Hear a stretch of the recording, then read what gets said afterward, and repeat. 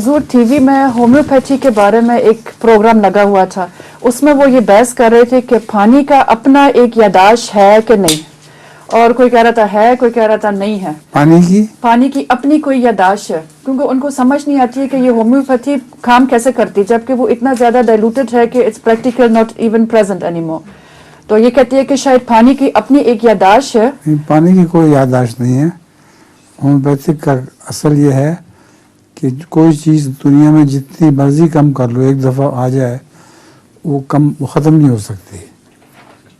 اس چیز کی یاداشت ہے جو بیچ میں دوائی ڈالی جاتی ہے ہومیوپیتھی میں، اس کی ایک اپنی یاداشت کا سسٹم ہے جو کبھی مٹ نہیں سکتا.